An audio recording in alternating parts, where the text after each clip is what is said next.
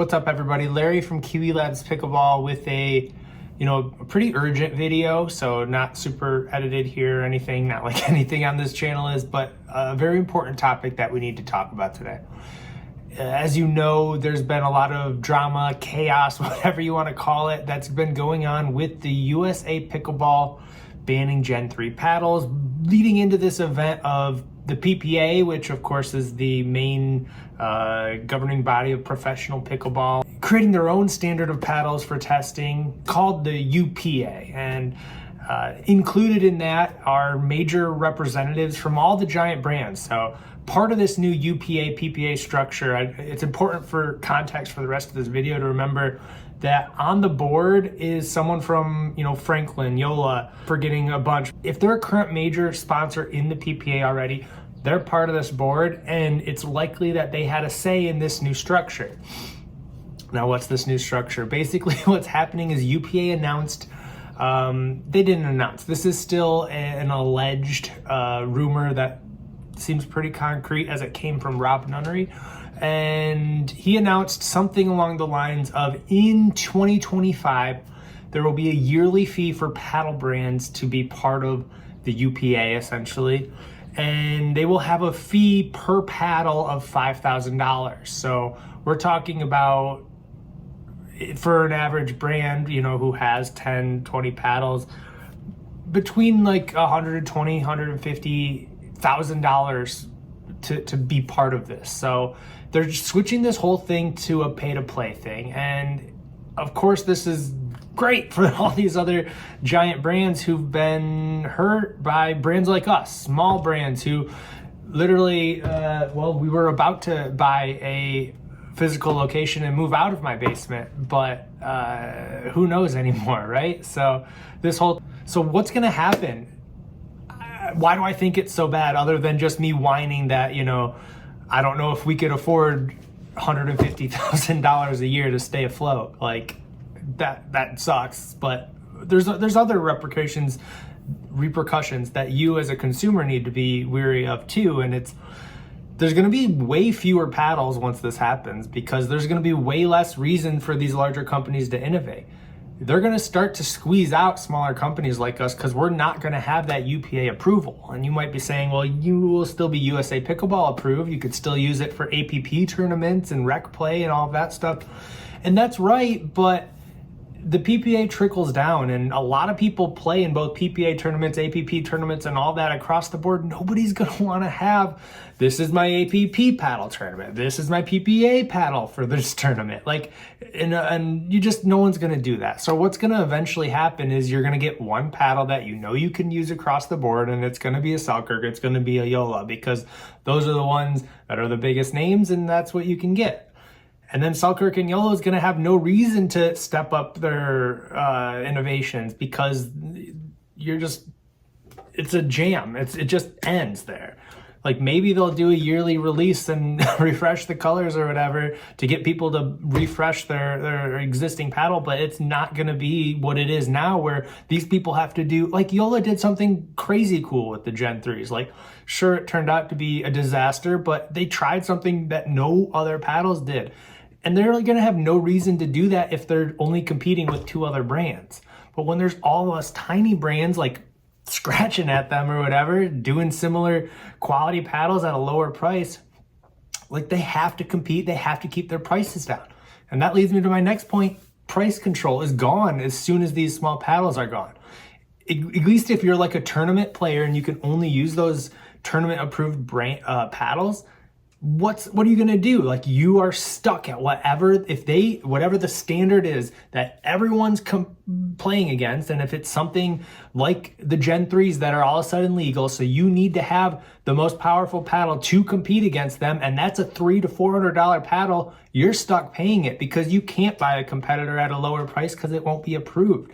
That's going to be an issue, and I really think it will be. Just for a quick scope of like what's going on right now is, in the USAP, they've been the main governing body. So if we come out with a new paddle, like everything behind me that are just like prototypes, and if we're ready to send one of those to USA Pickleball, we send them in and it costs roughly $2,000.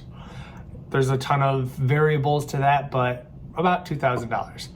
And that was the barrier to entry. And maybe it's too low, to be fair. Like, it's not hard to start a pickleball brand. If I could do it, you could do it. I've made a video about how to do it, which has led to, I've probably helped 10 people start pickleball companies, like of them reaching out and asking like how I did it and tips on that stuff. And so maybe I'm part of the problem here that led to this, but to be fair, it is a low barrier of entry to become a brand, and maybe too low. And that's what these other larger companies are having issue with, I think, because they're making the space a lot more competitive, because people are finding the way to use these same materials and technology that these major brands are, producing it at a lower price and selling it for a lower price.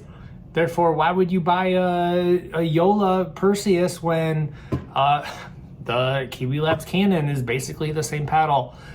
That's fair. I wouldn't like that either if I spent millions and millions of dollars being Joola. So, like, let's kind of talk about quality control issues with the state of all of these paddles that are flooding the market with this low barrier of entry. There is a problem. Not everyone is in this for the love of the sport.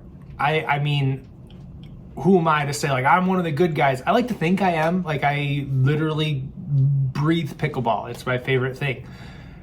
But a lot of people are seeing it as a money grab. They're finding it a very easy marketplace to enter. They're finding that pickleball paddles sell well, there's good margins, and they're flooding the market, and they're not really caring about the sport as far as great quality control or great customer service, and or not following USA Pickleball's spec. Like, we take the grit levels very seriously, but not everyone does, and it's really easy to submit something to USA Pickleball that's within spec and then not care about what goes out to the public. And if this issue was just a small brands thing, maybe that would make a lot of sense to have this whole higher tier of the UPA. But like, Joola and other brands have these same issues. Like, it's not just a small brands thing. It's like a quality control thing across the board. You'll probably hear like the larger brands saying that's the reason why, if they say anything at all. And that's the conversation that'll be started. But keep in mind that it's not just small brands that are having these issues. And yeah, maybe it's a little confusing to the consumer when there's tons and tons of products on the market, but it innovates, it helps keep prices low, and it's a good thing, I think. So some of you might take this as me whining or complaining or whatever it might be, but hey, I kind of am. I just don't like this. I think it stinks. It's not like we will disappear. We will do our best, and maybe we can find a way to, I just don't know if we could sustain if we're paying that amount of money. So who knows what'll happen. Maybe an APP culture will thrive and just the pros will be in the PPA, and they can live in their own ecosystem where us rec and APP and, you know, mid-level rec players can still, you know, thrive in our own smaller culture of playing with USA Pickleball approved paddle and really supporting the USA Pickleball Association as much as we can right now, because that's our only choice. And also, yes, I do see, you know, as a final thought, maybe the barrier of entry needs to be a little higher. So maybe the solution, if I were to throw it out there, is USA Pickleball should do something more expensive. Maybe it is still $5,000 to get a paddle approved. That's a lot, but it would weed out some of these people who are in it for the money grab. I would still gladly pay that to get a new paddle on the market. I don't know, it would be interesting, but it's the 100,000 on top of that that's just a killer, and that's why they did it. Of course, it's great business. Of course they want to, but I don't like it. So they forgot to call me, I guess. What are you gonna do? All right, guys, I'm out. Bye.